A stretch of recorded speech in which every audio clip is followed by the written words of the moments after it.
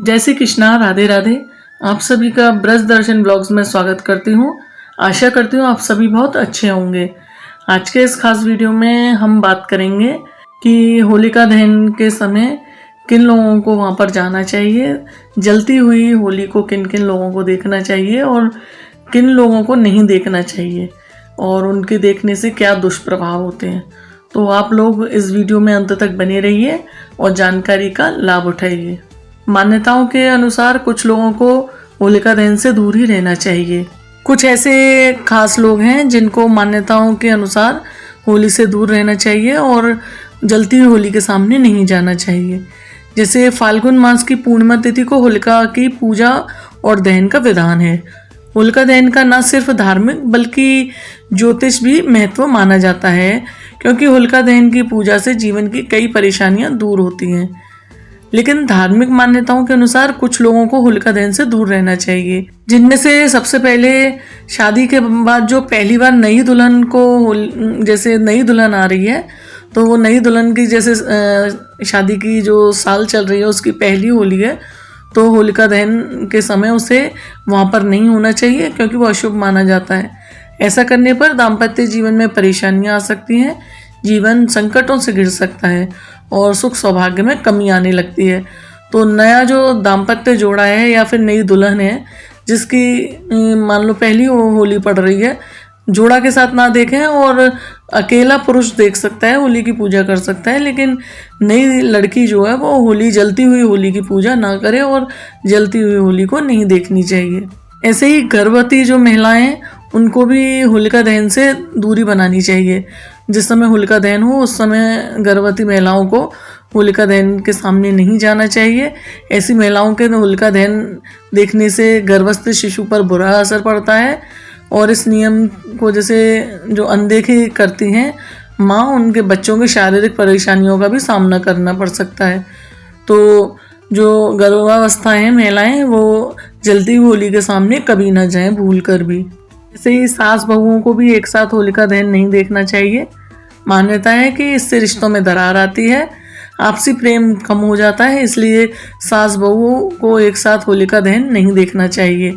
हिंदू परंपरा के अनुसार जिन लोगों की इकलौती संतान होती है, जिनके ना कोई बेटी है ना कोई दूसरा बेटा है, इकलौती संतान है, उन्हें होलिका दहन नहीं देखना चाहिए, ना ही होलिका की पूजा करनी चाहिए।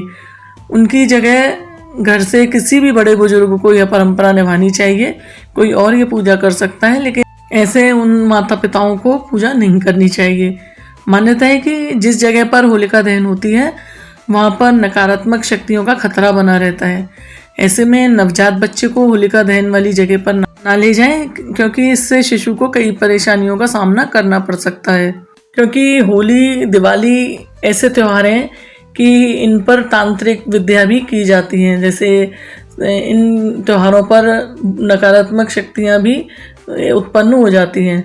तो वैसे तो होलिका की पूजा की जाती है अपने हिंदू धर्म में, लेकिन इस दिन बहुत लोग उल्टे सीधे काम भी करते हैं होलिका में। जैसे कोई जादू टोना, ऐसी चीज़ें भी बहुत लोग करते हैं। तो होली पे जैसे सावधानी बरतनी चाहिए। जिस दिन होलिका दहन हो उस दिन जैसे ऐसे जो चौराहे हों उन पर कोई भी चीज़ पड़ी हो, बहुत सी जगह आपको देखने को मिलेगा कि होली पे चौराहों पर कुछ खाने पीने का सामान, सिंदूर या ऐसी चीज़ें पड़ी होती हैं, नींबू। तो इन चीज़ों से अपने बच्चों को दूर रखें और ख़ुद भी दूर रहें। इन पे पैर नहीं पड़ना चाहिए किसी का। इन सब चीज़ों से हमको बच के रहना चाहिए।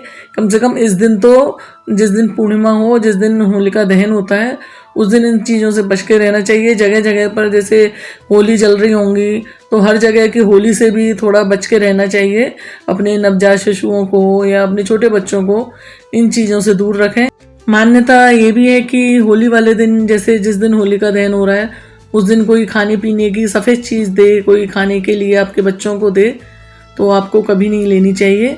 आपको मान लो कोई प्रसाद करके दे रहा है तो लेकर और आँखों से लगाकर साइड में रख सकते हैं, लेकिन इन चीज़ों से उस दिन कम से कम इन चीज़ों से दूर रहना चाहिए, क्योंकि इस दिन नकारात्मक शक्तियाँ का वास ज़्यादा होता है। तो इन सब चीज़ों का लोग फ़ायदा उठाते हैं और बहुत से लोग दुनिया में हर तरह के लोग हैं इन छोटी छोटी सावधानियों को अपनाने से इन चीज़ों से बचा जा सकता है। तो इस चीज़ का ये जो नियम है, इन चीज़ों का खास तौर पर ध्यान रखना चाहिए।